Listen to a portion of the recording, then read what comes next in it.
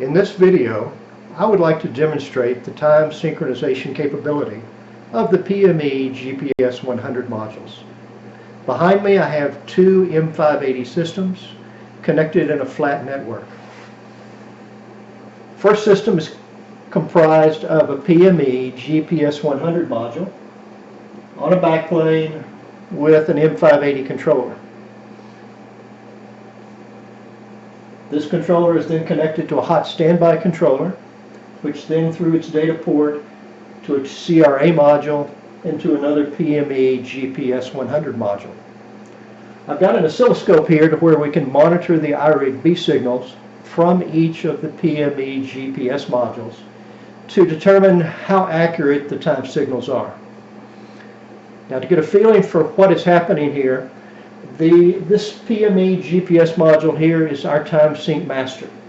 It has a GPS receiver hooked up to its port here that synchronizes its clock. It then synchronizes to the other PME GPS 100 across the backplane. The synchronization signals have to go from this module through the backplane switch across to the controller, through its internal switch to the service port, out the service port to the hot standby controller, through the switch in the controller to the data ports, and across through the other controller to the CRA module, through its switch, then to the backplane, and through the backplane switch to the PME GPS 100 module. Now, to see exactly what kind of precision we can maintain, let's take a closer look at the oscilloscope and the relative timing for the two signals. As you can see here, I have the two iRig-B signals synchronized and displayed one on top of each other. As the time code changes, you can see they change simultaneously. But the thing we're really interested in is how close they are together time-wise. I'm going to increase the resolution of the oscilloscope. Right now we are displaying the time signals with 1 millisecond per division on the scope. And you can see that the two occur almost simultaneously. I'll increase the magnification. Now this is 100 microseconds per division. And you can see they are indistinguishable as far as the starting time of each. I'll increase it even more. There is 10 microseconds per division.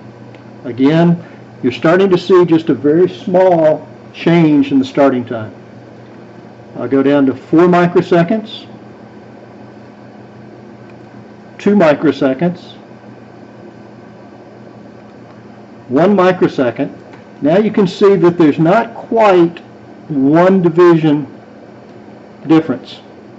I'll go to 400 nanoseconds per division, and there you can finally see a change. I'll line that up. This would be 0 right here. And you'll notice it's 1 division plus maybe a half. At 400 nanoseconds, that means that we're talking 600 nanoseconds error between the two. As we watch it now, you'll see it slowly changes a little as the clock drifts, and it will compensate back and forth to keep it as accurate as possible. Now this is the accuracy you can expect between two PME GPS 100 modules. It is also the accuracy you can expect between any other modules that were to use the IEEE 1588 Precision Time Protocol capability of these modules. Whether those modules be an SOE module or a module or a motion module, any module that requires precise time synchronization can achieve that by using the technology that we've incorporated into the PME GPS 100.